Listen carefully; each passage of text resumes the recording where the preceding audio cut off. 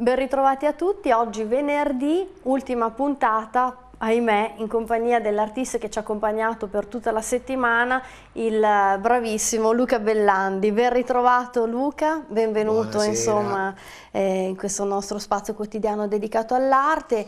Oggi purtroppo dicevamo ultima puntata da trascorrere insieme. Quello che abbiamo detto, abbiamo detto. Abbiamo detto, non si può più tornare indietro, al massimo possiamo migliorare e perfezionare. L'ultimo quarto d'ora che ci rimane. Esatto, è vero, è vero. Beh, direi che di cose insomma ne abbiamo affrontate abbastanza, Sì. Abbiamo sviscerato un po' quello che è un po' il tuo filo conduttore che ti caratterizza, no? Il tuo modo di fare arte attraverso una figurazione iconica, Sì. Iconica nel senso che dai il valore all'oggetto in qualità proprio di figura in sé, no? Non c'è bisogno di rappresentare immagini slegate dalla realtà, ma anzi assolutamente è la figura che è la chiave di tutto, no? Come già la storia insegna, bisogna sempre ritrovare una rintracciabilità legata all'oggetto. Soggetti, protagonisti, le storie, anche per quanto confuse, devono avere un punto di riferimento.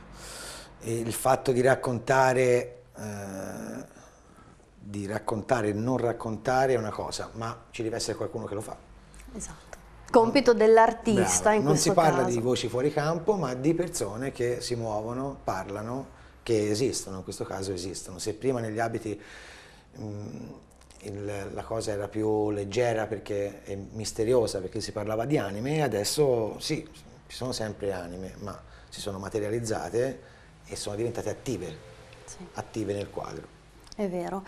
Sempre comunque legate a questo senso di fuori tempo in ogni modo che ti determina un tuo modo particolare di fare arte, perché è più un'arte delle emozioni, quindi non deve essere contestualizzato all'interno per forza di un paesaggio, di una situazione reale, ma invece è proprio il significato intrinseco che racchiude l'oggetto poi a dare la magnificenza un po' del risultato finale, ecco. Quindi sì, come dicevi tu, questo percorso attraverso i colori che poi evolve in questo nero forte, molto attuale, no? Che è un po' underground, come il tuo modo di operare. Diciamo la parte più aggressiva, se vogliamo, del lavoro, comunque quella più misteriosa, quella dove l'oscuro è affascinante, perlomeno cerco di renderlo tale, è misterioso, è anche più aggressivo.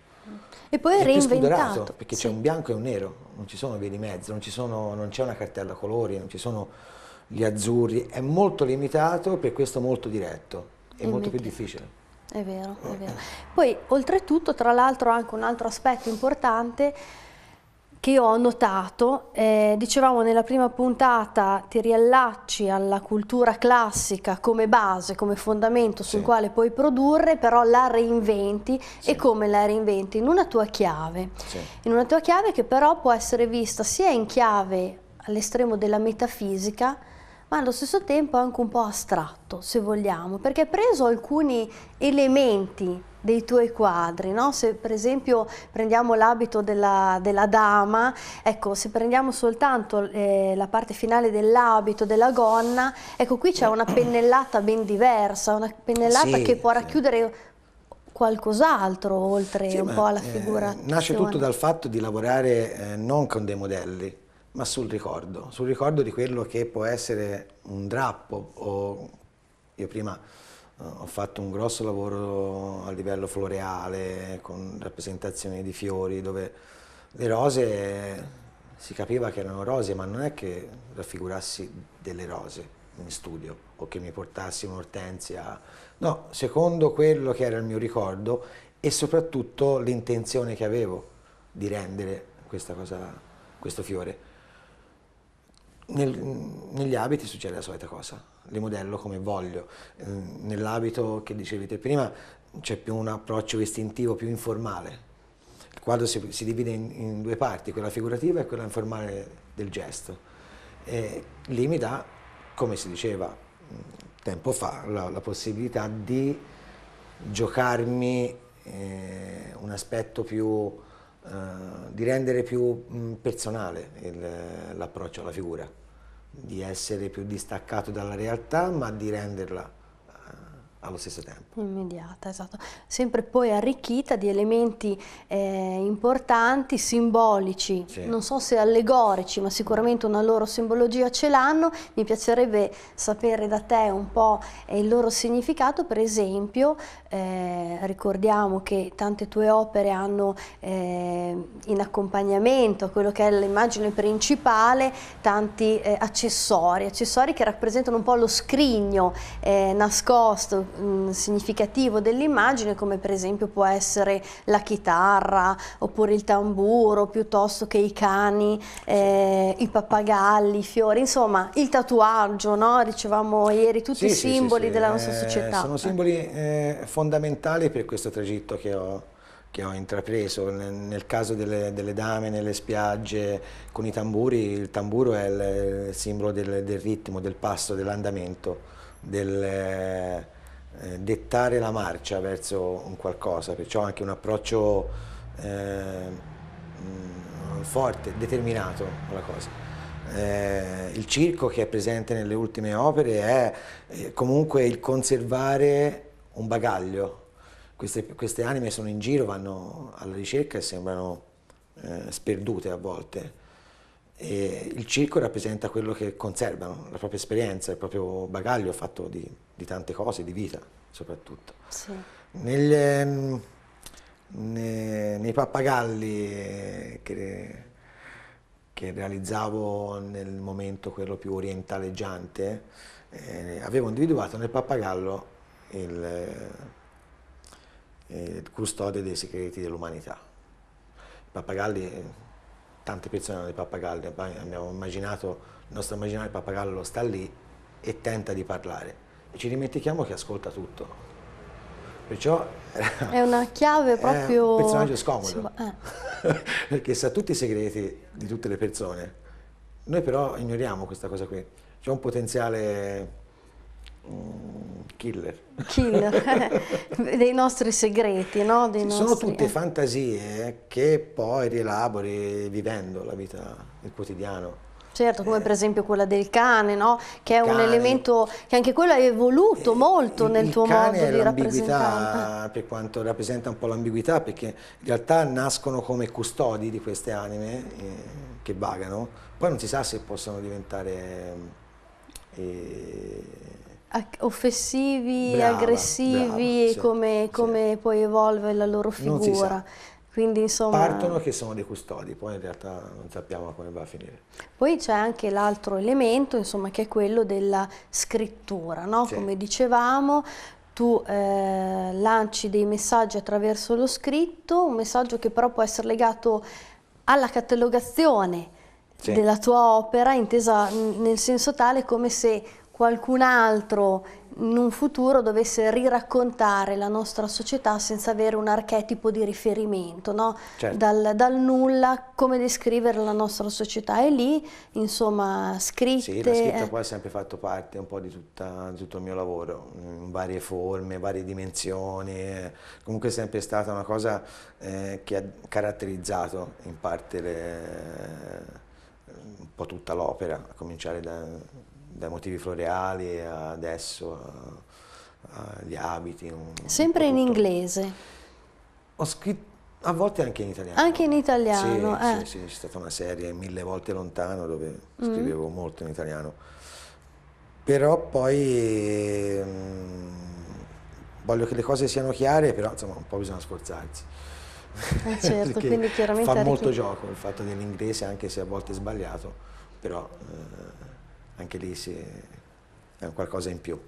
Io volevo chiederti anche un'altra informazione, sempre per cercare di entrare un po' nel tuo io, capire come operi, no? Perché nascono certe opere. Per esempio mi interessava molto ragionare su questa opera che ho qui alla mia sinistra, che è molto interessante e sicuramente ha bisogno di una chiave di lettura che solo tu puoi darci per spiegarci. Sì, questa fa parte di una serie di quadri ispirata da un romanzo. Io raramente faccio riferimento diretto a una cosa che mi colpisce. In questo caso invece sono stato rapito, non so se posso dire l'autore, da Paul Auster, che ha scritto questo libro Mr. Vertigo, che consiglio, che narra una storia molto affascinante che non vi dirò. che parla di un mago che insegna a un bambino a diventare mago attraverso una serie di episodi, scritto talmente in maniera cinematografica che avvertivo delle immagini. E da lì sono entrato in questo mondo fatto di questi spazi enormi. Questa è una storia che si sviluppa in America durante la depressione, in questi spazi al limite del deserto.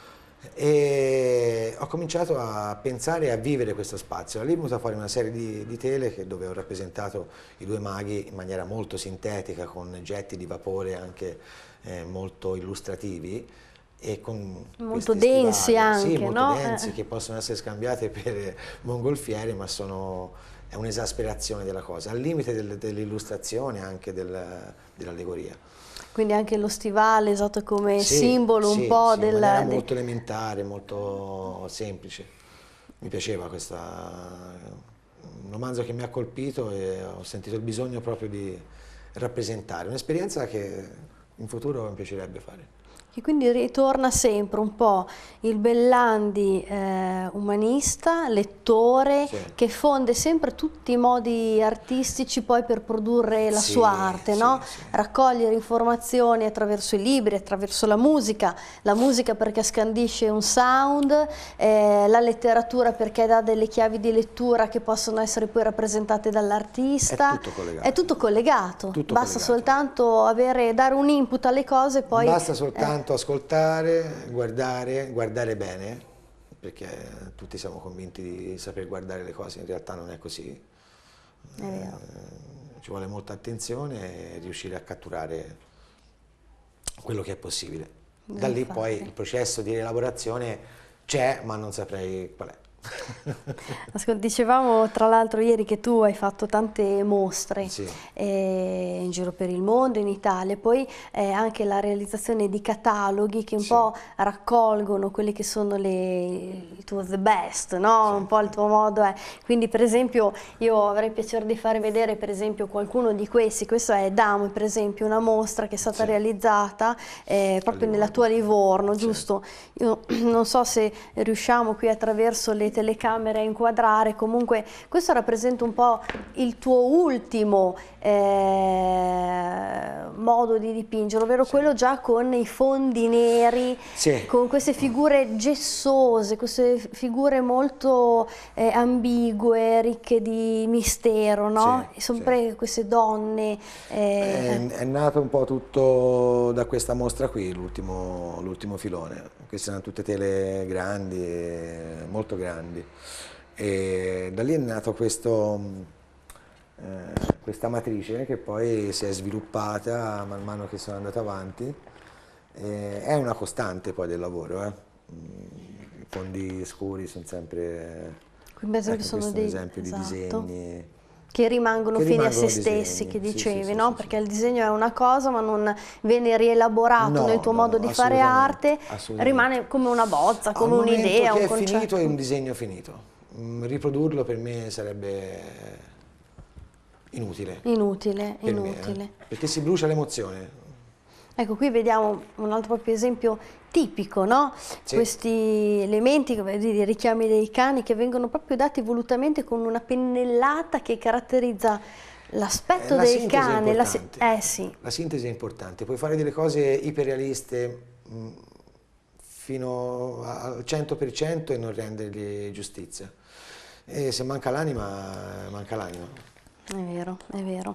Quindi insomma, diciamo così, facendo proprio una scorsa veloce, ci sono state le mostre legate, qui vediamo per esempio con passaggio acustico, quell'esperienza che hai fatto agli Antichi Forni sì, di Macerata, sì. con la curatrice di Oriana Salvucci, sì. esatto, poi anche questo che è un'altra mostra fatta, modern, classico, Sì, sempre con questa questi a Milano, temi, sì, esatto, sì.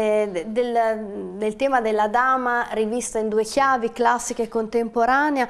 Insomma, diciamo il tuo viaggio sta proseguendo, io ti auguro che evolva sempre nel migliore dei modi proprio per arricchire noi, perché comunque abbiamo la possibilità di avere sempre una bella avventura questa. È una bella avventura, sì. Sì, una bella avventura. Io spero davvero di tutto cuore di riaverti ospite, magari con delle nuove opere magari da raccontarci nella tua evoluzione stilistica, così ci racconterai magari anche della tua Livorno e dello sperimentalismo che si sta facendo in questi anni, perché comunque è una città molto attiva. Noi purtroppo dobbiamo chiudere sempre molto rapidamente perché la settimana corre veloce.